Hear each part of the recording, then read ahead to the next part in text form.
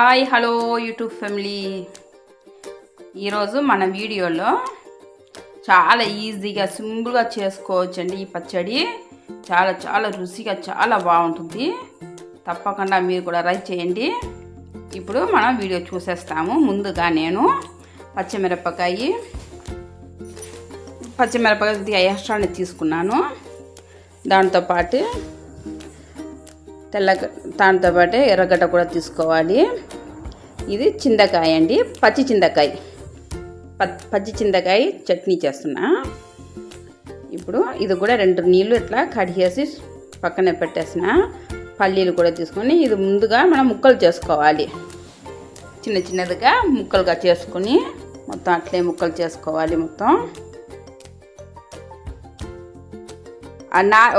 Cut చేసినప్పుడు అట్లా నారలాగా వస్తుంది కదా, ఆ నారంతా తీసేసేయాలి.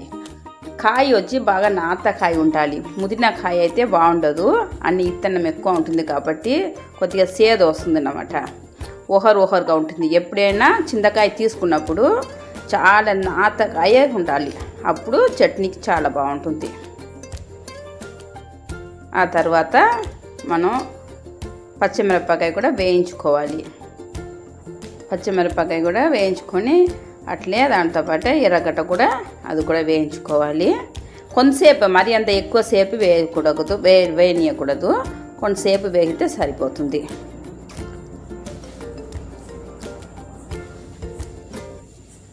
అది కూడా తీసేసి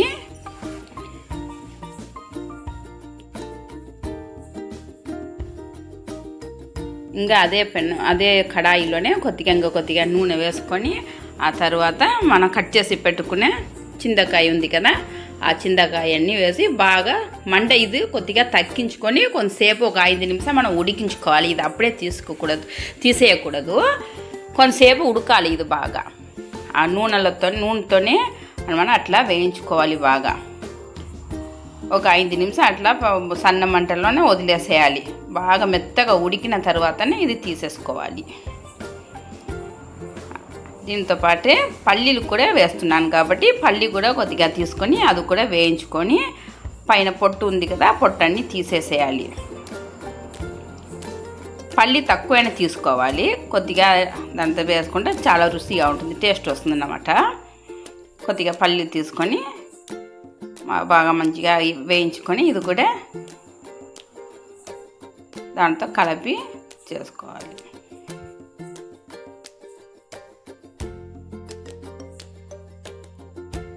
ఇప్పుడు మిక్సీ జార్లోనే చేస్తున్నా, మిక్సీ పట్టేస్తాను నేను. ముందుగా ఎర్రగడ్డ వేయకుండా కాయ మాత్రమే వేసుకోవాలి.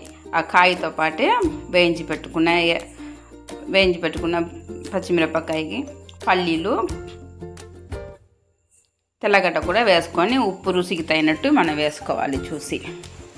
కొద్దిగా నీళ్ళు కూడా వేసుకొని ఇది బాగా మెత్తగా మిక్సీ పట్టుకొని చూడండి, ఇట్లా ఉంటే సరిపోతుంది. మరి అంత మెత్తగా చేసుకోకుండా కొద్దిగా బరక ఉన్నట్టే చేసుకోవాలి. ఆ తరువాతనే ఎర్రగడ్డ వేసుకోవాలి. ఎర్రగడ్డ కలిపి ఎప్పుడైనా చట్నీలో కలిపి రుబ్బుకోకూడదు, అది లాస్ట్లోనే వేసి రుబ్బుకోవాలి. అప్పుడే అది కొద్దిగా బరకగా ఉంటుంది, బాగుంటుంది. మరి అంత మెత్తగా నూరితే బాగుండు ఎర్రగడ్డ. అంతేనండి, అయిపోయింది. నా వీడియో చూసేవాళ్ళు లైక్ సబ్స్క్రైబ్ చేసుకోండి. సబ్స్క్రైబ్ తప్పకుండా. ఇంకొక మంచి కొత్త వీడియో తీసుకొస్తాను. ఇప్పుడు దానికి పోపు గింజలు పెట్టి తరువాత పెట్టుకోవాలి.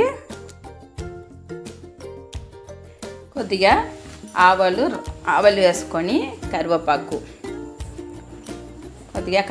ఆవాలు అంతే వేసుకొని తరువాత పెట్టుకుంటే బాగుంటుంది. ఇదేనండి, అయిపోయింది. తప్పకుండా ట్రై చేయండి, చాలా సూపర్గా వస్తుంది, చాలా రుచిగా ఉంటుంది. కొత్త వీడియోతో మళ్ళీ మీ ముందుకు వస్తాను.